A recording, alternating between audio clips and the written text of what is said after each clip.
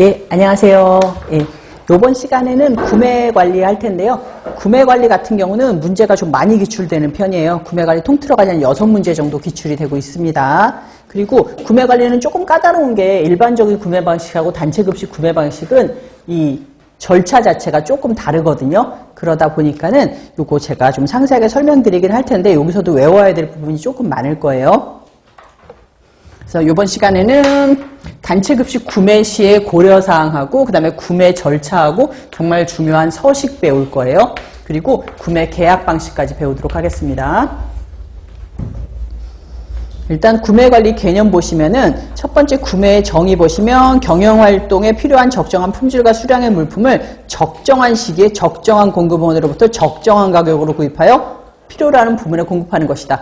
이게 제일 힘든 말이잖아요. 적정한 거. 그래서 일단 가격도 싸게 사야 되고 이제 좋은 물건도 사야 되고 라는 것이 구매의 정의라고 볼 수 있는데 구매 관리의 효과는 물품의 원활한 공급과 식품 원가 최소화하는 것, 공급하는 음식의 품질을 유지하는 것까지 볼 수 있고요.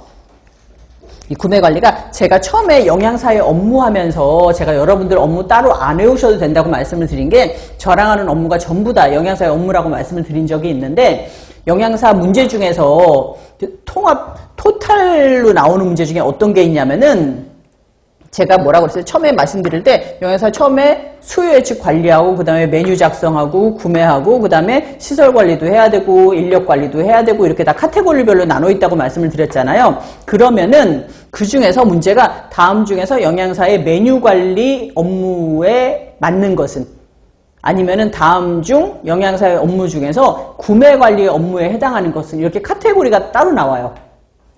그러니까 영양사의 메뉴 관리 업무가 따로 있고 시설 관리 메뉴가 따로 있고 그다음에 인력 관리 메뉴가 따로 있고 이런 식으로 카테고리가 달라요. 그러니까 똑같이 보기에는 영양사의 업무가 다 나와 있는데 그 중에서 영양사의 메뉴 관리 업무가 뭐냐 이거는 영양사의 어떤 업무에 들어가느냐를 묻거든요. 근데 그 중에서도 특히나 구매 관리가 까다로운 게 구매 관리는 새끼를 쳤어요.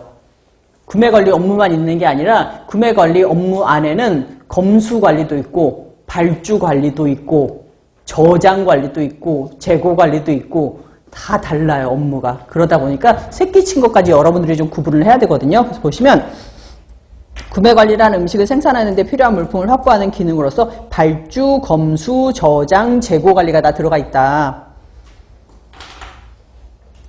그래서 구매관리 활동의 내용은 우리가 경영사 필요로 하는 충분한 조건과 품질을 구비한 물품을 선정하고 적정한 공급원도 선정을 하고 물품의 합리적인 거래를 하고 검수도 해야 되고 그 다음에 사무처리까지 한다 보는데 3번에 단체급식소 식품 구매식 고려사항입니다. 요거 우리가 뭘 고려해야 되냐 우리가 메뉴 짤 때도 고려해야 될 사항이 많았잖아요. 그래서 구매할 때는 어떤 식으로 고려를 해야 되냐면 일단 구매 시기인데 우리가 계절식품을 이용하거나 창고의 저장 조건 등을 고려해야 돼요. 그러니까 내가 실제로 구매가 지금 쌀이 너무 싸가지고 쌀을 갖다가 내가 뭐 100톤을 샀어. 근데 창고 놔둘 데가 없어. 그러면 못 구매한다는 거죠. 그래서 우리가 구매 시기 같은 거는 창고의 저장 조건도 보고 나서 결정을 해야 된다는 거고 두 번째 구매 장소는 저렴한 가격 조건이라 신선도를 유지할 수 있는 곳에서 구매를 해야 되고 세 번째 구매량은 당연히 우리가 표준 식당 급식 인원 동그라미 맞게 재고량 파악한 다음에 해야 된다는 거예요. 저랑 나중에 발주할 때 배울 건데 만약에 내가 오늘 감자볶음이 들어가기 때문에 감자를 60kg 사야 돼요. 60kg 사야 되는데 마침 창고 안에 내가 감자가 10kg가 남아있어. 그럼 몇 킬로 시키면 돼요? 나는 50kg 시키면 되는 거잖아요. 그래서 우리가 실제로 발주량을 결정할 때는 이 창고 안에 들어있는 재고량도 파악을 해야 된다라고 볼 수가 있습니다. 식품의 품질은 당연히 검수 시에 신선도 판정해야 되고요. 구매 가격은 가격 변동이라도 정보 수집을 통해야 되는 거고 가격 변동 상태 봐야 되고 물품의 수면도 당연히 봐야 됩니다. 그래서 밑에 구매 담당자의 수행도 평가 항목인데 이거는 구매 담당자가 얼마나 일을 잘하느냐 보려면은 어떻게 해야 되냐면 재고 회전율이나 중량별 구매 단가나 공급자의 관계, 재료의 고갈, 재료비 예산 모두 다 봐야 된다라는 거고 여기 49페이지 한 번만 넘길게요.